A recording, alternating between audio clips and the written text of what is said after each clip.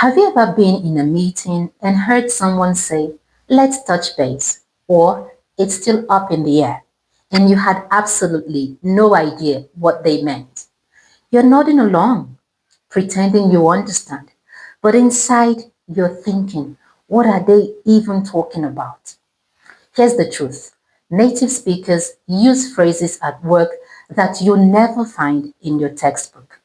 And if you don't know them, you're missing out on sounding confident and natural in professional settings. But that's about to change. Keep watching.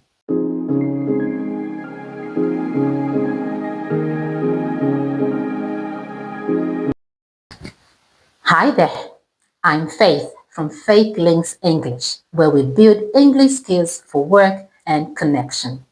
Today, we're diving into 17 must know business English phrases that professionals use every single day.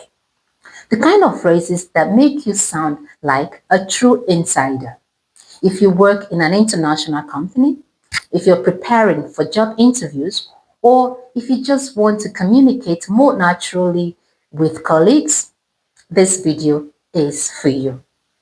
I'm not just going to give you definitions. I'm going to show you exactly how and when to use these phrases with real examples and practice exercises.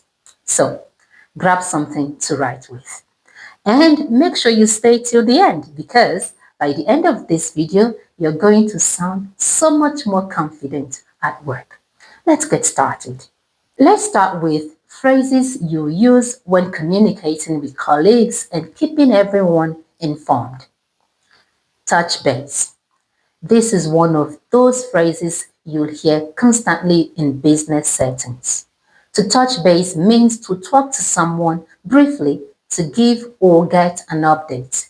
It's quick, it's casual, and it's super common.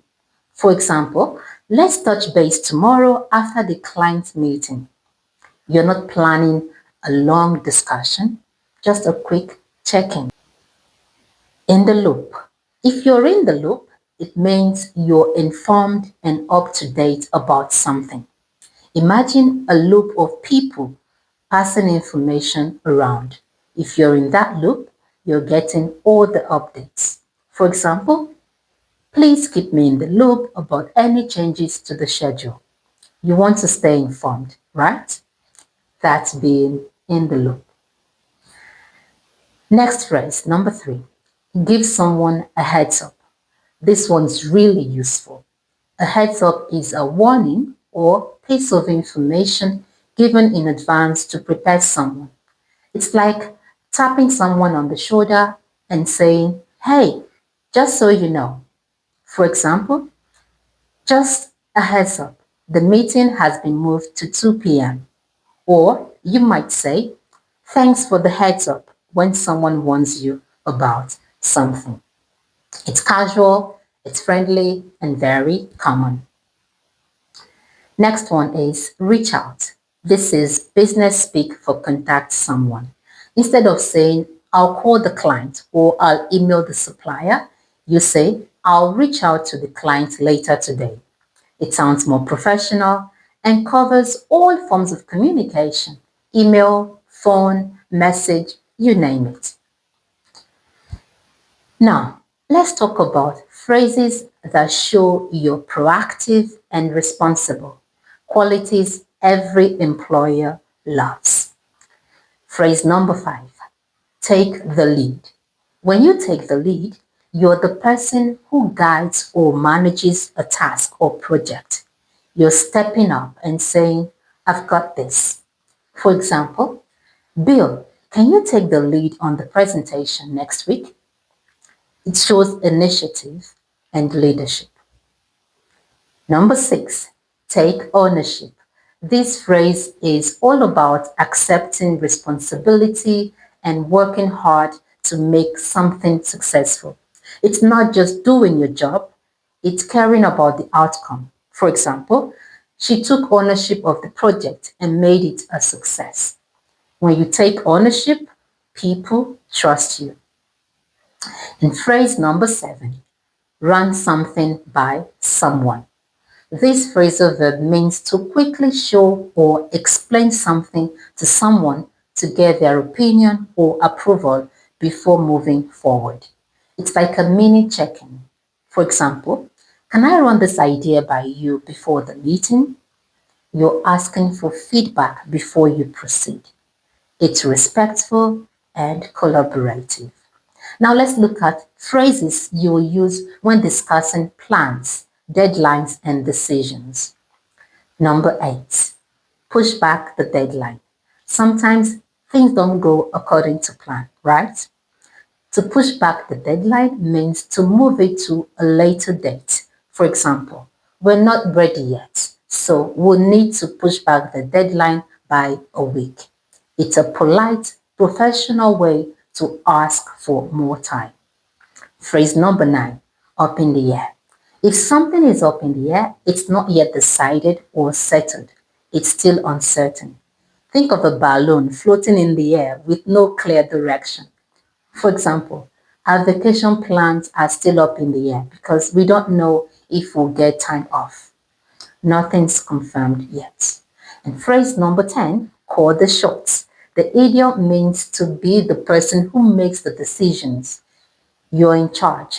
For example, in this project, Jack is calling the shots. He's the decision maker, the boss of the project. And the next one, in the pipeline. If something is in the pipeline, it's being planned or worked on. It hasn't happened yet, but it's coming. For example, we have 3 new products in the pipeline. They are on the way. Stay tuned.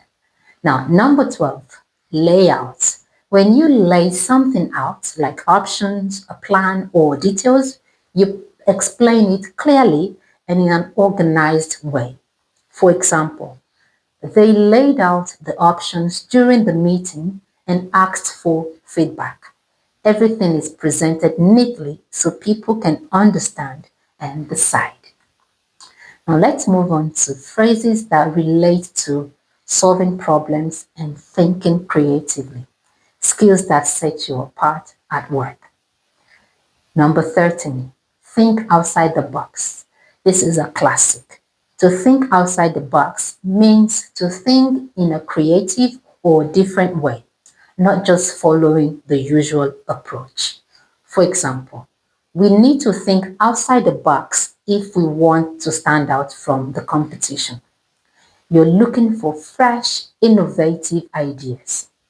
The next one, take a shortcut. A shortcut is a faster or easier way to do something, often by skipping steps. It can be positive or negative depending on context.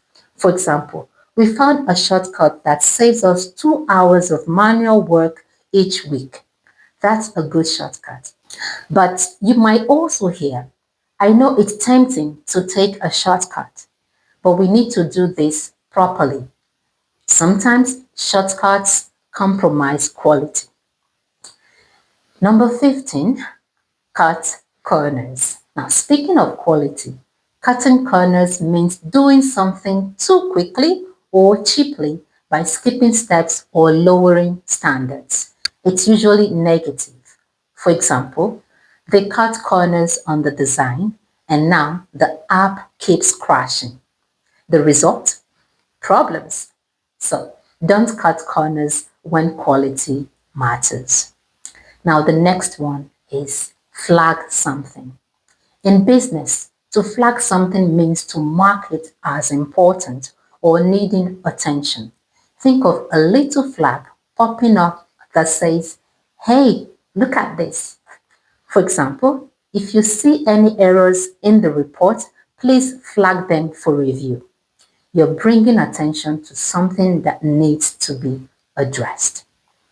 Sometimes in meetings, you need to get straight to the point. This next phrase will help you do that.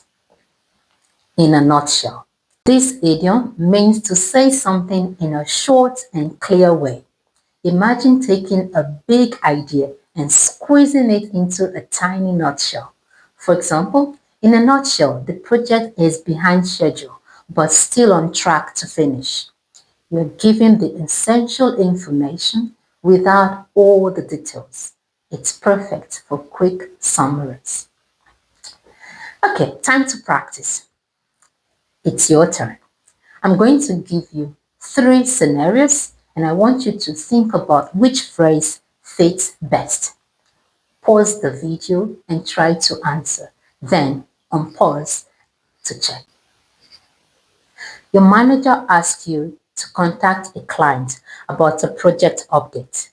Which phrase would you use?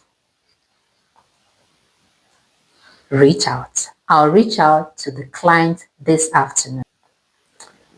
Your team is discussing a deadline, but no one has made a final decision yet. How would you describe the situation? Up in the air. The deadline is still up in the air. You want to quickly check your idea with a colleague before presenting it to your boss. What do you say? Run it by? Yes. Can I run this idea by you real quick? Tell me, how did you do? If you got them right, you're already on your way to sounding more natural. Let's quickly recap. So today we covered 17 essential business English phrases, from touch base and in the loop for communication, to take ownership and call the shots for leadership, to think outside the box and cut corners for problem solving. These aren't just vocabulary. They are the language of confidence in professional settings. The best way to master these? Start using them. Try 1 or 2 this week in your emails, in meetings, in conversations. The more you use them, the more natural they'll feel. And that's how you can start using idioms and phrasal verbs to communicate better at work and in everyday life.